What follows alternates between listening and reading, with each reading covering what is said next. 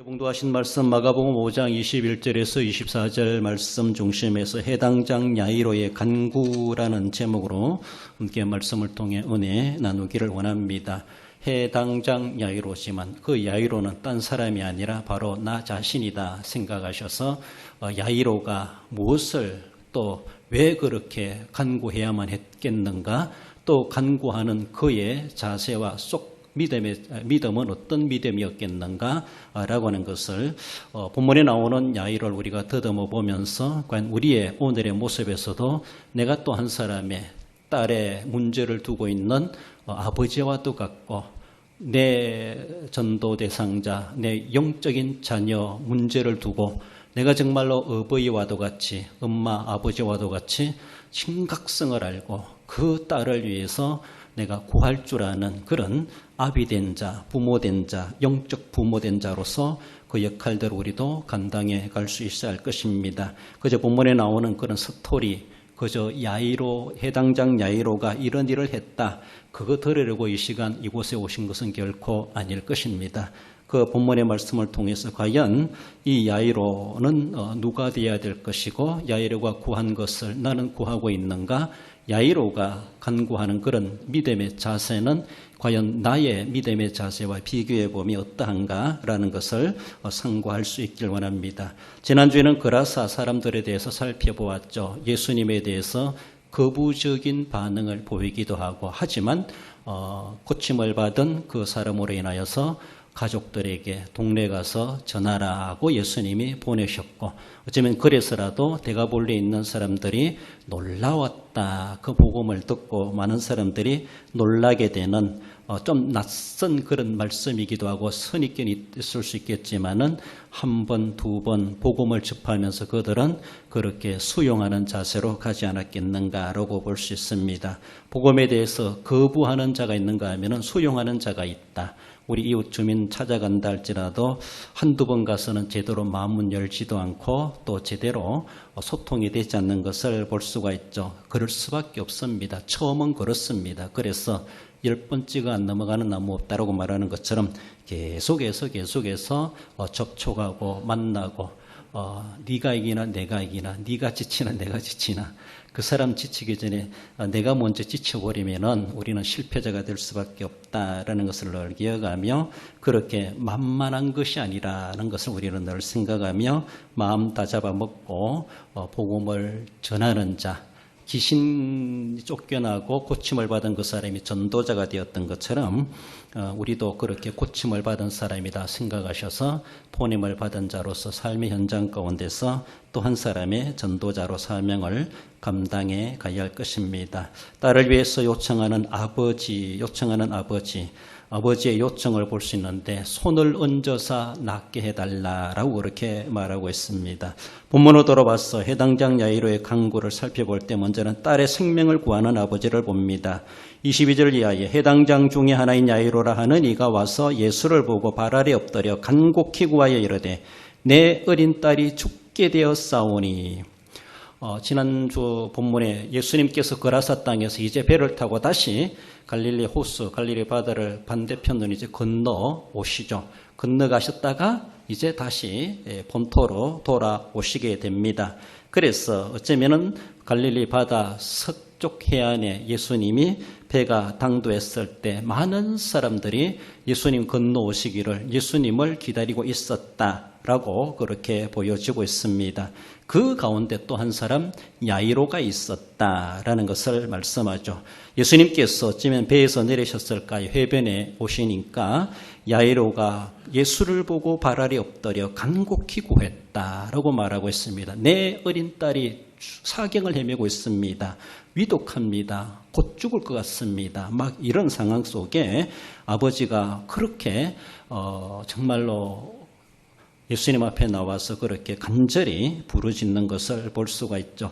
여러분, 해당장은 구약시대에 발견되지 않는 그런 호칭이기도 한데, 한편에서는 바벨론 포로 이후에 해당이라는 것이 생겨났고, 그래서 그 해당을 관리하는 총책임자로서 우두머리로서 해당장들이 있다 이렇게 전해지고 있습니다.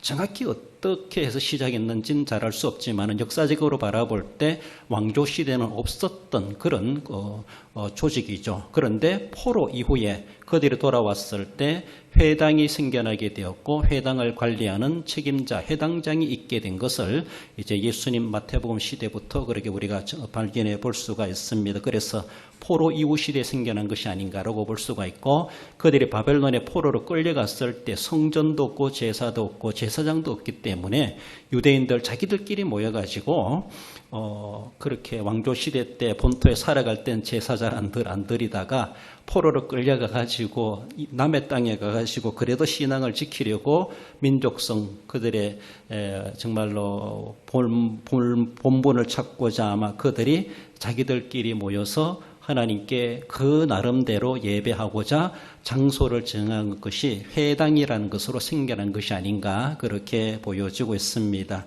그렇습니다. 이 회당장은 회당의 전체적인 행사에 대해서 총책임자이죠. 그렇습니다. 우리나라에 박물관장이 있다는 것이죠. 박물관에서 그 해박한 지식 있는 사람이고 또 그만큼 배운 사람이다라고 할 수가 있고 그렇다고 해서 박물관장이 자기 혼자 모든 것 다 진행하는 것이 아니죠. 해당장도 마찬가지입니다. 이거는 제사장도 아니면서도 평신도 중에 장로들이다. 장로 중에 선택된 사람이다. 그렇게 평신도 지도자 이렇게 이야기를 하기도 합니다. 예수님 당대에도 회당이 있었으면서도 예루살렘 성전이 있었고 그리고 제사장들도 있었습니다. 함에도 불구하고 또 그들이 지역마다 모여서 이렇게 회당이라는 우리 동해관이 있는 것처럼 회당이 있다라는 겁니다. 유대인들이 10명이 모이면 회당을 짓고 한국 사람 기독교인들이 모이면 예배당을 짓는다 이렇게 말하는데 좋은 소리가 아닌가 싶기도 합니다. 그들은 그렇게 회당을 지어서 거기서 평소에 회의도 하고 자녀 교육도 하기도 하고 더 나아가서는 안식일마다 모여서 성경을 읽고 예배하기도 하고 더 나아가서는 사건 문제를 다루는 재판도 하기도 했다 이렇게 보여주고 있습니다. 자기들 자치적으로 문제를 해결해가는 유대인들의 그런 방식으로 회당이 중심 장소였다 그렇게 보여지고 있습니다. 그래서 회당에서 안식일날 예배를 드리던 누가 성경을 읽을 사람이 있는가 준비한다거나 모든 그날에 있어져야 될 예배 행위와 순서와 또 담당자를 정하고 관리하고 또 그것이 제대로 성경적으로 이루어지고 있는가 그 모든 책임이 회당장에게 있습니다. 그만큼 연륜도 있고 또 신앙도 있고 주변 사람들에게 그렇게 인정받는 사람이다 그렇게 이야기합니다. 그래서 평신도 지도자로서 주변 사람들이 우리의 지도자입니다. 우리 지역에 그렇게 어른입니다 라고 할 만큼 쳐줄 수 있는 사람이 바로 회당장이라는 것이죠. 그래서 이 야이로도 그러면은 그 지역에 많은 사람들에게 인정받는 그런 지도자층에 있는 평신도가 아니었겠는가. 제사장이 아니면서도 평소에 안식일 날 그들이 모여서 예배를 한다든가 또 지역민들에 대해서 문제를 해결해가는 회의를 한다든가 더 나아가서는 자기들끼리 문제를 해결해가는 재판 행위를 한다든가 유대인들의 자녀들을 교육한다든가 그 모든 일의 행사에 대해서 아무튼 회당에서 일어나는 모든 일에 대해서 전체적으로 시작과 끝 관리하고 책임지는 자 회당의 우두머리다 그렇게 말을 합니다. 평신도 계급으로서 주변 사람들에게 칭찬받고 인정받는 사람이다 라는 겁니다. 그 회당장이 예수님 앞에 달려와 가지고 예수를 보고 발알이 엎드려 간곡히 구하여 이르되 라고 그렇게 말하고 있습니다. 간곡히 구한다. 정말로 간절히 많이 크게 강렬하게 어쩌면은 이 소원 안 들어주면은 예수님 저는 못 보냅니다. 못 갑니다. 난 여기서 안 떠납니다. 죽으면 죽었지 난 여기서 못 갑니다. 예수님 내 소원 들어주셔야 됩니다. 막 이런 것이죠. 예수님 발을 잡고 늘어지는 것이고 예수님 정말로 나를 내 소원 안 들어주면 절대로 보낼 수가 없습니다. 나도 안 떠날 겁니다. 여기서 꼼짝도 안 할 겁니다. 막 이런 식으로라도 절박한 문제를 가지고 이 야이로가 예수님 앞에 엎드리는 것을 볼 수가 있죠. 그 많은 사람들이 다 보고 있습니다. 그리고 야이로가 어떤 사람이라는 것들도 사람들이 다 알고 있을 겁니다. 그렇지 않습니까? 회당장인데 우리 회당장인데 해당장님인데 라고 하며 그 당시 어쩌면은 예수님은 그저 나사렛 갈릴리 청년에 불과합니다. 30대 초반의 청년에 불과합니다. 근데 유대인의 장로급 어른이죠. 그런 사람이 그 청년한테 엎드려 가지고 그렇게 간절히 뭔가 부르짖는다고 하는 건요, 쉬운 일이 아닙니다. 자기의 체면도 있고 명예도 있고 남들의 이목도 있는데 그렇게 할 수 있다고 하는 것은 정말 어쩌면은 이 야이로의 그 문제가 얼마나 절박했던가. 그렇게 해서라도 도움을 받으려고 하는 어쩌면은 야이로의 그런 겸손한 자세이기도 하다, 이렇게 보여지기도 합니다. 그래서 지역사회에서 인정받는 사람이다. 은혜를 갈구함에 대해서 가지고 자신의 계급도 사회의 명예도 자신의 체면도 자존심도 남들이 뭐라 하겠나 그것도 다 잊어버리고 그만큼 절박한 문제를 가지고 주님 앞에 엎드리는 것, 그렇습니다. 우리도 은혜 받는데 이렇게 돼야 되는데 우리는 너무나 가진 것이 많아가지고 그거 내려놓지 못하고 그거 남들이 다 보고 알고 있다고 생각하니까 거기에 가려져가지고 하나님 앞에 속을 드러내 보이지 못하고 어쩌면 주님 앞에 속 사정을 다 알지도 못하는 그런 모습은 있지 아니한가라고 볼 수 있습니다. 얼마나 절박해야만이 그렇게 할 수 있겠는가. 얼마나 절박한 일을 당하도록 해야만이 그렇게 아이고 하나님 하면서 천부의 의지 없어서 주님 앞에 울고불고 주님 앞에 은혜를 갈망할 수 있겠는가. 은혜가 너무 넘쳐나가지고 더 이상 은혜 안 줘도 괜찮습니다라고 할 만큼 예수님 편하게 해드려야지라고 하면서 구하지 않는 것인가. 여러분들 야이로처럼 딸이 지금 사경을 헤매고 곧 죽을 것처럼 그런 사경, 그런 문제를 당한다면은 우리가 그렇게 할 수 있을까?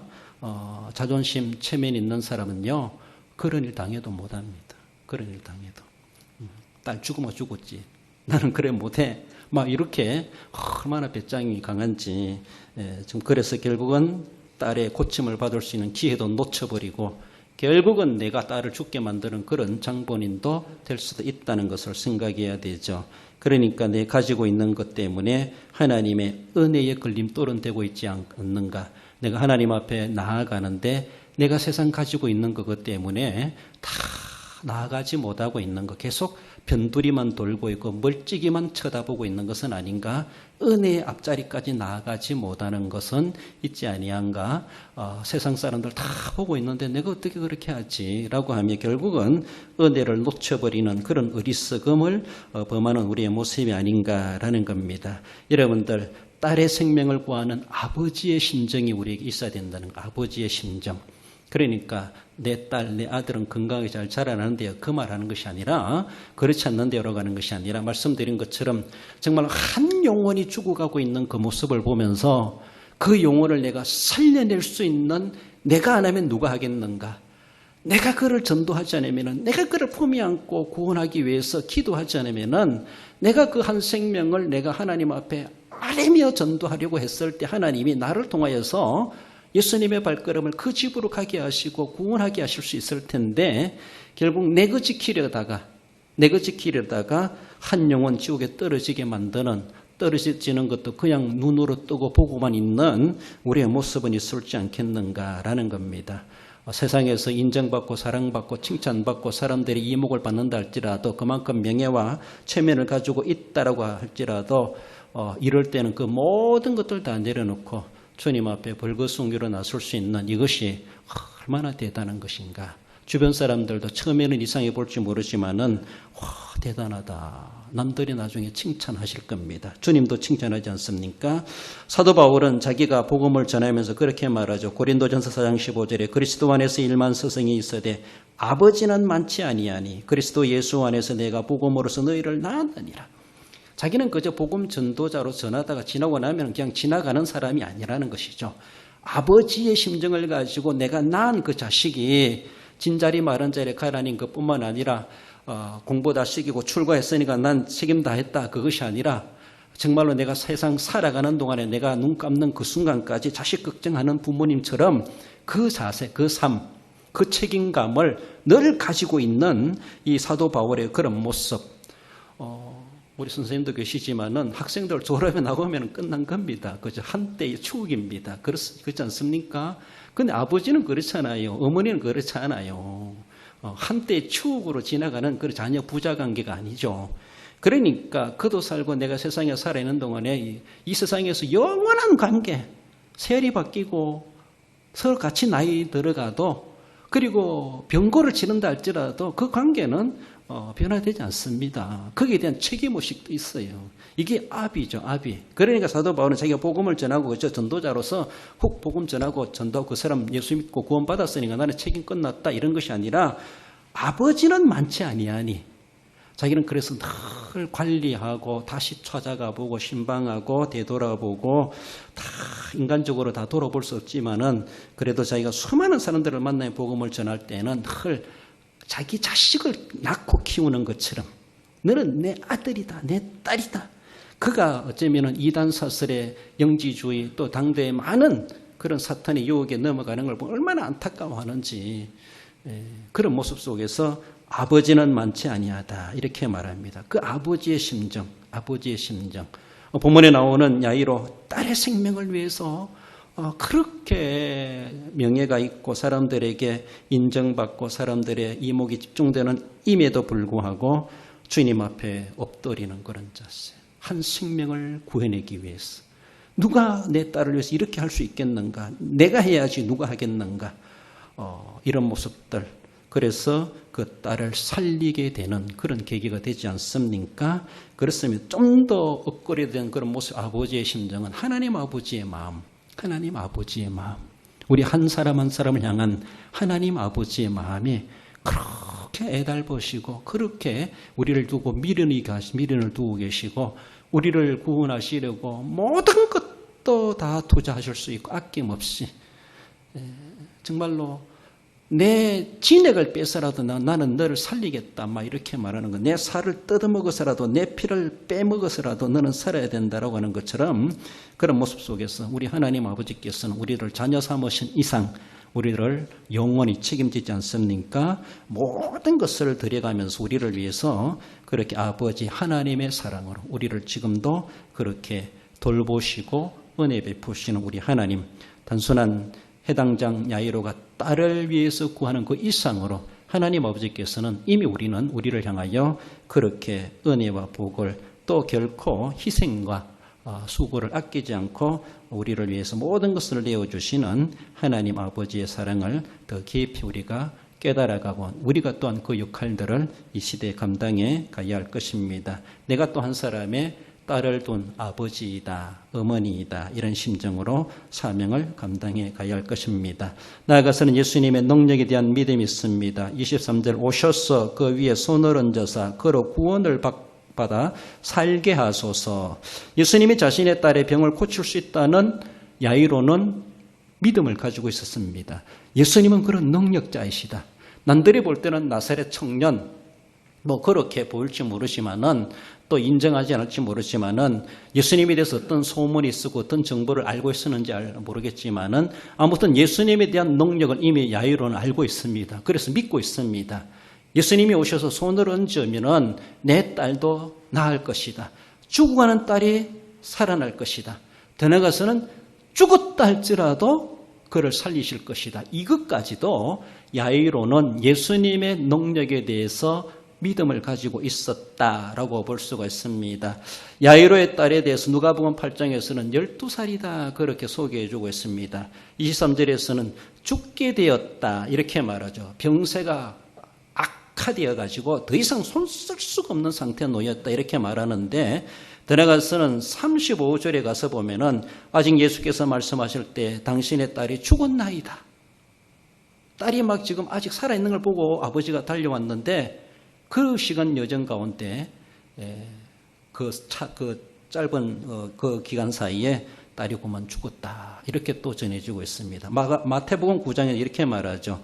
예수께서 이 말씀을 하실 때 한 관리가 와서 절하며 이르되 내 딸이 방금 죽었사오니 오셔서 그 몸에 손을 얹어 주소서 그러면 살아나겠나이다 하니 마태복음 이미 딸이 죽은 것을 보고 아버지 야이로가 예수님께 왔다. 이렇게 시차가 조금 차이가 있습니다. 오늘 본문에서는 아직은 살아있는 걸 보고 왔다는 것이죠. 죽어가고 있다. 이런 시차에 예수님께 왔는데 또 나중에 연통에 왔는데 딸이 죽었습니다. 예수님 올 필요 없습니다. 전해주는 사람이 그렇게까지도 그렇게 전해주는 것을 볼 수가 있죠. 그럼에도 불구하고 마태복음으로 바라보면은 야이로는 자기 딸이 죽어간다 할지라도 더 나아가서는 죽었다 할지라도 예수님이 오셔서 손을 얹으면은 살아날 줄 믿습니다. 이런 엄청난 믿음을 야이로가 가지고 있었다라고 말하고 있습니다. 손을 얹어 주소서 안수한다는 것이죠. 이것은 하나님의 은혜와 축복을 바라는 행위라고 말할 수가 있는데 그렇게 손을 얹으면은 병이 물러가게 되고 회복될 것이다 라고 하는 일반적인 치유의 행위라고 하는 것을 볼 수가 있죠. 그렇죠. 나만도 엘리사 선지자가 와가지고 손을 얹고 저리 기대해 줄 줄 알았는데 고대 시대는 그런 것들이 하나의 치병의 하나의 행위 그런 행동들이었나 봅니다. 그리고 병 고치는 사람이 와가지고 병 고치는 사람이 환자의 환부에 손을 얹고 뭔가 중얼중얼 기도하면은 나을 것이라고 하는 것. 이것이 고대 사람들의 병 고친 하나의 방식인 줄 알고 있는데 엘리사 선지자가 요단강 가서 씻어서라. 문도 안 열어보고 연통만 하고 이러니까 나아만이 막 노발대발하지 않습니까? 그래서 일반적인 모습에서는 손을 얹어 안수하는 것이 병 고치는 일반적인 행위였다라고 그렇게 볼 수 있고 그랬어라도 야이로는 예수님 우리 집에 오셔서 우리 딸에게 손을 얹어 주세요. 그러면 병도 나을 것이고 죽었다 할지라도 살아날 줄 믿습니다. 아무튼 그 예수님의 능력에 대해서 그만큼 야이로는 믿음을 가지고 있었다. 그 믿음이 얼마나 귀한 믿음일까라고 볼 수 있습니다. 한편에서는 그 믿음에 대해서 조금 퀘션 마커, 그 진짜 믿음이겠는가 좀 부정적으로 보는 사람도 있기도 합니다. 그래서 두 가지를 살펴보는데 먼저는 신적 능력입니다. 바로 이것이 우리가 가져야 될 믿음이죠. 그렇습니다. 예수님에게 신적 능력이 있다는 것이죠. 손을 얹는다는 것은 신체 접촉입니다. 스킨십입니다. 인격적인 당사자의 만남입니다. 창조주와 죄인과의 만남이에요. 구속의 주와 죄 있는 자가 만나는 것이죠. 그리고 좀 더 우리가 깊이 나가서 바라볼 때는요. 이 세상에 우리가 왜 병이 있습니까? 병이 어디서 시작됐어요? 에덴 동산에 병이 있었을까요? 병이 없습니다. 에덴 동산에 산업이 없어요. 분쟁과 시기와 싸움이 없습니다. 에덴 동산에 무죄 상태이기 때문에 타락하고 나서부터 그때부터 세상으로 쫓겨나지 않습니까? 그때부터 세상은 엉겅기가 나고 우리가 원하는 대로 되지 않는 세상이 된 거예요. 원치 않는 일들이 세상에 벌어지는 거예요. 동물들도 사나워지고 땅도 기근이 들고 문제가 생겨나고 병이 생겨나고 그리고 우리가 그 병으로 죽고 동물들이 사나워지고 독이 생기고 이런 일들. 그래서 약육강식, 약한 자는 먹이가 되는 이런 일들이 나타나고 사람들도 동물들에게 해를 당하는 이런 일들이 왜 그렇습니까? 따지고 올라가 보면요. 결국은 죄 때문에. 죄가 없는 하나님의 나라에는 이런 것이 없습니다. 그래서 맞습니다. 죄 때문에 이 세상은 모든 우리가 원치 않는 기근, 질병, 전쟁, 시기, 분쟁, 갈등, 안 좋은 모든 것의 근원은 죄. 죄에서는 죄의 결과예요. 죄의 결과. 그래서 죄만 싹 빼놓으면요. 해결되는 것은 시간 문제라. 그렇잖아요. 우리의 어떤 암 존재가 있다고 그거 딱 도려내면은 회복되는 것은 좀 기다리면 됩니다. 한 달만 기다리면 됩니다. 일주일만 입원해 있으면 됩니다. 이렇게 말하는 것처럼 그 원인을 싹 빼내는 것이죠. 이것이 바로 신적 능력입니다. 이 딸은 지금 죽을 병에 걸렸어요. 죽을 병에. 이 병이 문제가 아니라 병을 유발케 하는 죄가 있다는 것이죠. 우리 예수님에 대한 병 고침의 능력을 믿는다고 하는 건요. 더 나아가서는 병만 고치는 것을 끝나지 아니하고 예수님은 대속의 능력자라는 것이죠. 우리의 죄를 없애해 줄 수 있는 대속의 주가 되신다. 이걸 내다보는 것이 병 고침의 능력, 병 고칠 수 있는 믿음. 예수님 내 병을 고치는 것, 병만 고치고 내 죄는 안 없애주는 것, 이게 아니라는 거죠. 우리가 원하는 것은 오늘 내 병 고치고 내 문제 해결되는 것만 바라면요, 수박 거들기식입니다. 또 문제 생길 수가 있어요. 또 병 걸릴 수가 있어요. 그 병 말고 다른 코로나도 걸릴 수가 있어요. 뭐 은숭이 뭐 어찌 생겨난다는데. 근데 죄만 쏙 빼놓으면은, 죄만 없으면은 모든 것은 회복되는 것은 시간 문제라. 다 회복되게 돼 있어. 그러니까 예수님에게 병 고침의 능력이 있다, 신적 능력이 있다라고 하는 것은 대속의 능력이 있다. 대속의 능력, 구속의 능력. 예수님은 나의 유일한 구세주이십니다. 나의 모든 죄를 해결해 줄 수 있는 대속의 주이십니다. 중보자이십니다. 예수님만이 나의 구세주이십니다. 예수님의 모든 권한과 예수님의 사역은 나를 구원하시기 위한 사역이십니다. 예수님이 십자가에 피 흘리심이 바로 내 병만 고치는 것이 아니라 죄까지도 해결해 주시고 뿐만 아니라 죄로 일어난 모든 부작용들, 그런 것들도 다 해결해 줄 수 있는 능력을 내가 믿습니다. 이것이 신적 능력이라는, 신적 능력, 예수님에게 있는 능력. 그 단순한 손을 얹어서 이 병만 고치는 것이 아니죠. 그러니까 사망 근세까지도 해결하시고 지옥의 근세까지도 해결해 주시는 예수님은 그런 능력자이시다. 그것까지 우리가 내다봐야 돼. 그러니까 우리가 살아가면서도 오늘 내가 당면한 걱정, 근심, 문제 그것만 해결해 주시면 우리 예수님 최고. 그게 최고 아닙니다. 오늘 병 걸릴 수 있다 할지라도 내 죄가 사함을 받았다는 것은 엄청난 은혜입니다.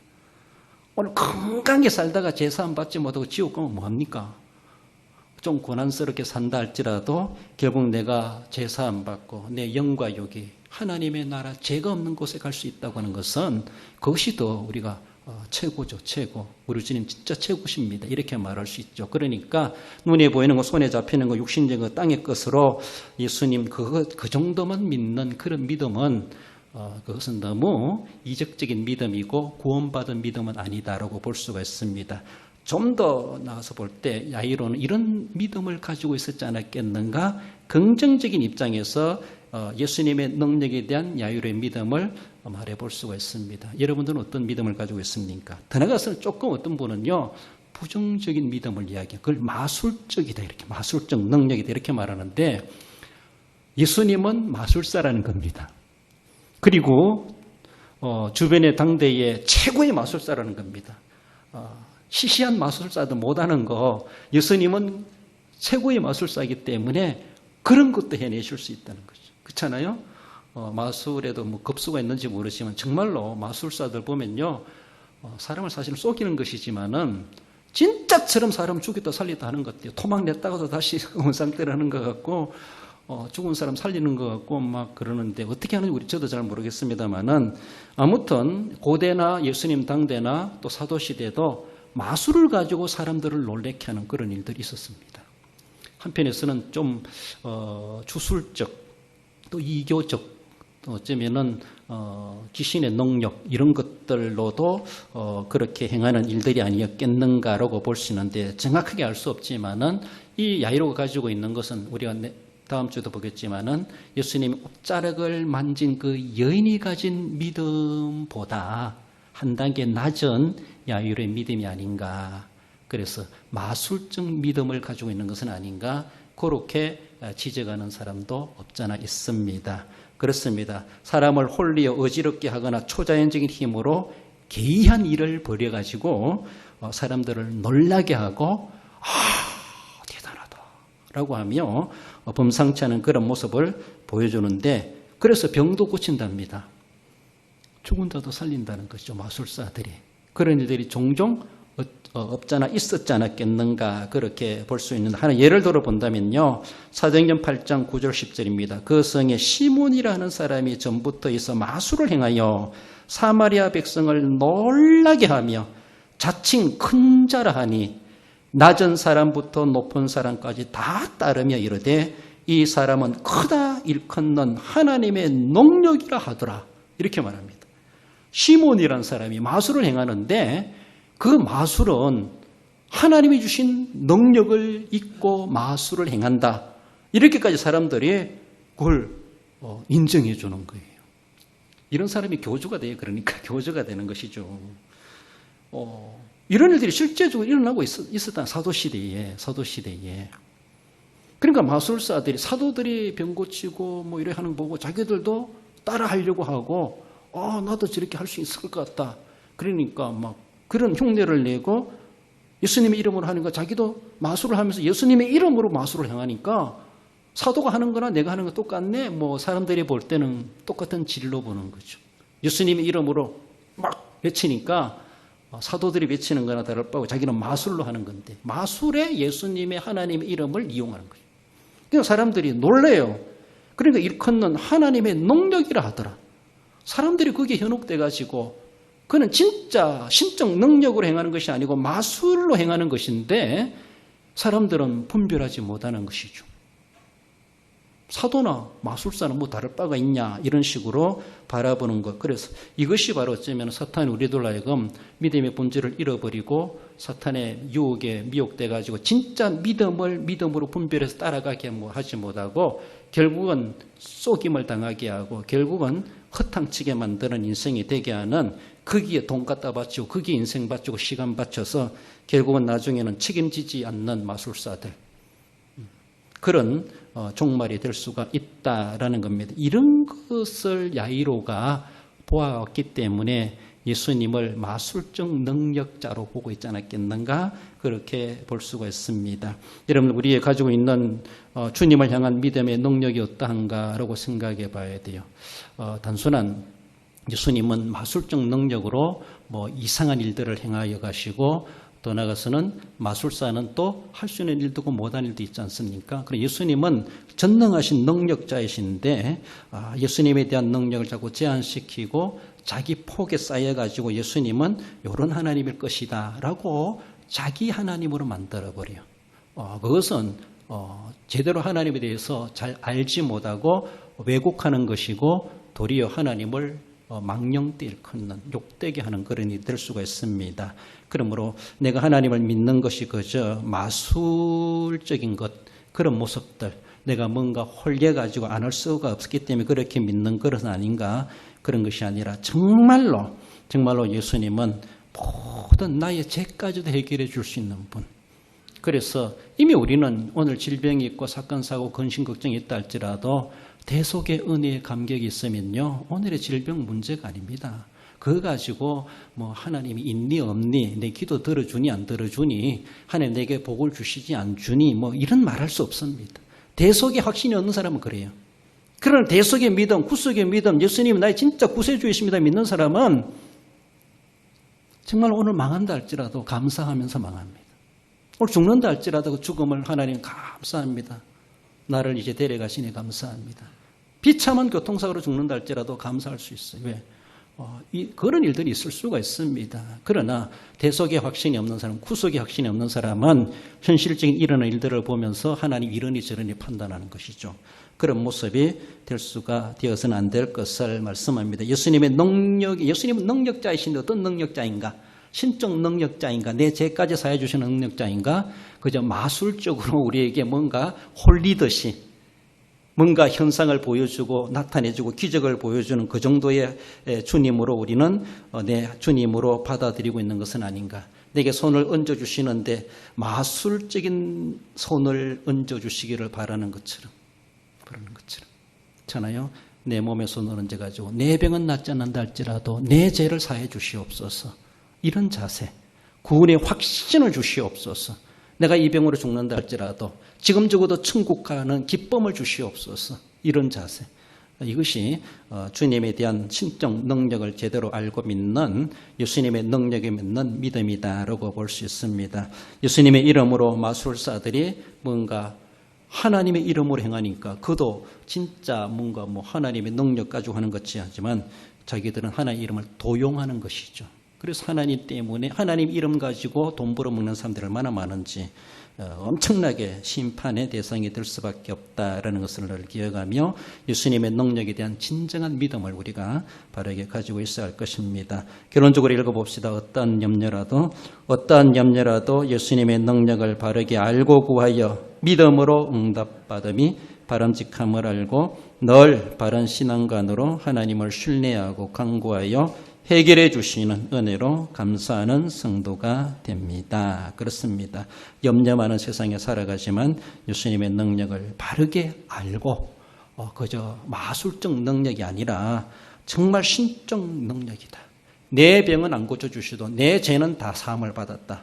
이런 자세 가지고 그런 상황 가운데서도 범사에 감사하시고 바른 신앙관으로 하나님을 신뢰하시고 그래서 간구하시고 응답받으시고 은혜에 날마다 감사하며 승리생활 하시는 우리 모든 성도 여러분들 되시기를 주님의 이름으로 축원드립니다.